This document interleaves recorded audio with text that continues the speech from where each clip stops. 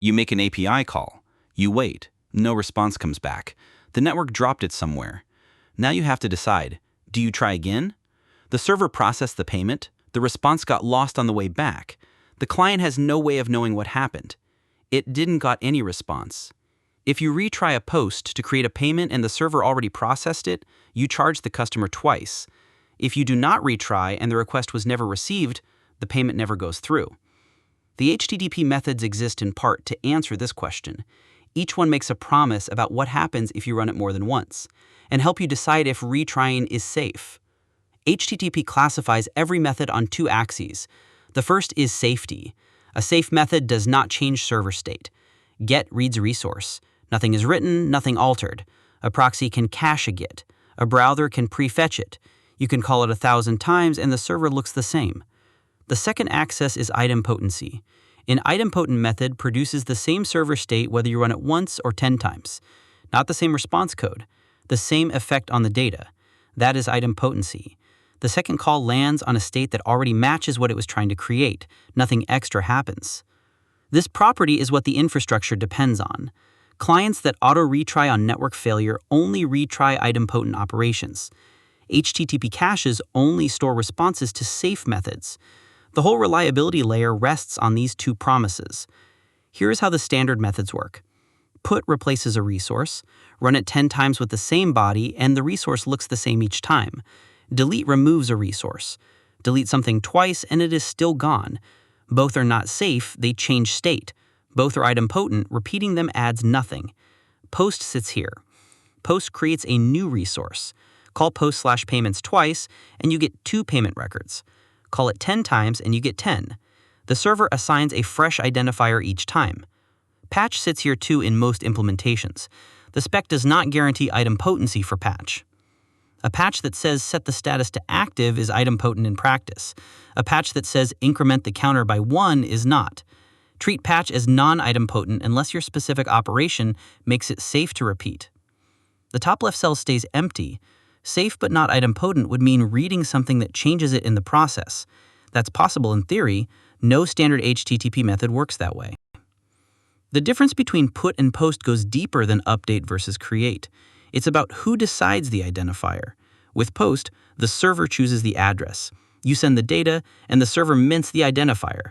You find out what it is from the response. Post to the collection, server picks the ID. With put, you supply the address. Put/users123 says the resource at this exact location should look exactly like this. If it exists, replace it. If it does not, create it. Either way, running it again leaves the server in the same state. That is the idempotency guarantee, and it is why the client holds the identifier. Be careful though. Put is full replacement. If you put a user and your body only includes the name field, you just deleted the email address and everything else. Put replaces the entire resource. Patch exists for partial update. Send only the fields you want to change. The server merges them in. Omit the name stays. Use patch when you need to update 1 or 2 fields. Use put when you are replacing the whole thing. Back to the original problem. 4 verbs, 4 different answers to the retry question. Get. Nothing changed on the server. The response might come from a cache. Retry freely. Delete. The first attempt removes the resource. The second attempt finds nothing to remove and returns 404. Different response, same server state. The resource is gone either way. Safe to retry. Post. This is the problem case. The server processed the first payment. The response got lost. The client retries. Now 2 payment records exist. Payment APIs solved this with idempotency keys. The idea is simple. Before sending the request, the client generates a UUID. That key goes in a header with the request. The server stores the key alongside the result. If the same request arrives again, same key, the server looks it up in the ledger and returns the stored response without doing any new work. 1 charge, however many retries. Stripe uses this pattern. Most payment APIs do. It is how you give post the idempotency guarantee that the method itself does not provide. For the other methods, you get that guarantee from the method contract itself. One misconception to clear out before leaving. Many developers learn that idempotent means the response is the same each time. That is not what it means. Delete a resource. 204, nothing to return. Delete it again, 404. It was already gone. Different response code. But the server state after each attempt is identical. The resource does not exist. Delete is still idempotent. Idempotency is a statement about the effect on the server's state. Not the status code, not the response body, the state. These properties are what the infrastructure acts on. HTTP caches store only responses to safe methods. SDKs with auto-retry retry only idempotent methods. Proxies that resend dropped requests do so only when the method permits it.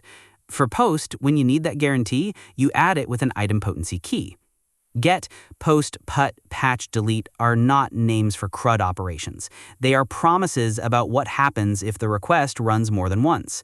Pick the right one, and the infrastructure can help you. Pick the wrong one, and the network failure becomes your problem to solve by hand.